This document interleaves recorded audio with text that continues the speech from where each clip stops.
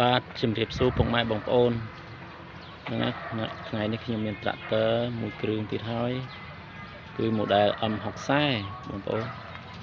ឆ្នាំផលិតគឺ2023ក្តាប់ពួន24បងប្អូន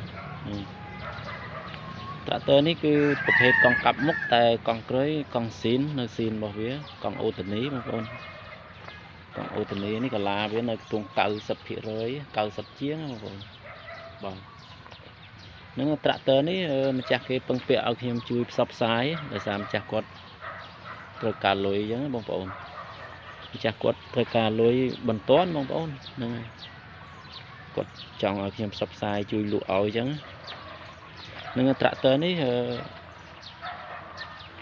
តម្លៃធូរសមរម្យទេបងប្អូនបើសិនជាបងប្អូនមានចំណាប់អារម្មណ៍អាចមកមើលមួយគ្រឿងនេះបានហើយត្រាក់ទ័រនេះគឺម៉ាស៊ីនប្រអប់លេខអីអត់ទាន់មានដោះរុះរើតាណាទេបងប្អូនហ្នឹងហើយសម្បីតែឌីសអីអត់ទាន់កាត់អត់ទាន់អីទេបងប្អូននេះម៉ាស៊ីនអត់ទាន់ប៉ះសោទេរីឯសាច់ឈាមរបស់វាសាច់ដែកសាច់អីយ៉ាន់អីអត់មានច្រេះអត់មានពុកអីទេប៉ែលអីបងប្អូននៅទឹកថ្នាំភ្លឺ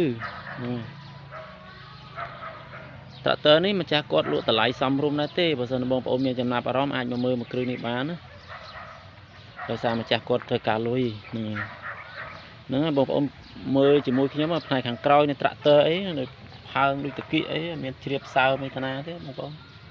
ស្ងួតជ្រើងហ្មងបងប្អូនហ្នឹងហើយបើសិនជាគេប្រើប្រាស់បើសិនជាមានប្រឡាក់ដីអញ្ចឹងបើសិនជាមានសើមដឹងបងប្អូនហ្នឹងនេះស្ងួតល្អ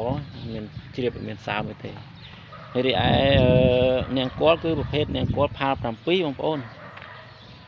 គល់វាផាល7ហ្នឹងហើយត្រាក់ទ័រនេះគឺផែនត្រាក់ទ័រស្អាតបងប្អូនមិនមានធ្វើការទិញយកទៅជួសជុលរុះរើធ្វើតាណាតាណីទេបងប្អូនដោយសារត្រាក់ទ័រនេះស្អាតស្រាប់ហ្នឹងហើយបញ្ជាក់បងប្អូនត្រាក់ទ័រនេះគឺមួយឈុតស្រែបងប្អូនមានទាំងនាងគល់ប៉ែរុញនិងគប់វាយដីបាទត្រាក់ទ័រនេះម្ចាស់ប្រើដៃមួយបងប្អូនអត់មានទៅប្រើតកង់ណាញ៉ៃញ៉ៃប្រើអីអាឡែអាឡាទេបងប្អូនដោយសារដៃមួយម្ចាស់គេប្រើថែហ្នឹងហើយបងប្អូនមើលជាមួយខ្ញុំនេះដូចផ្នែកខាងក្រោមនៃត្រាក់ទ័រអីប៉ុងមុខអីអត់មានជ្រាមអត់មានសើបតាណាទេបងប្អូនណាកន្លែងខាងប្រអប់លេខប្រអប់អីស្ងួតល្អហ្នឹងហើយបើសិនណាបងប្អូនមានចំណាប់អារម្មណ៍អាចមកមើលមួយគ្រឿងនេះបានបងប្អូនហ្នឹងហើយធានាថាស្អាតហ្នឹងហើយបងប្អូនអាចតាក់ទងមកខ្ញុំបាទតាមរយៈលេខទូរស័ព្ទក៏បានតាមរយៈឆាឬក៏តាមរយៈ Telegram ហ្នឹងហើយខ្ញុំបាទមានតែប៉ុណ្្នឹងសូមអរគុណសូមជម្រាបលា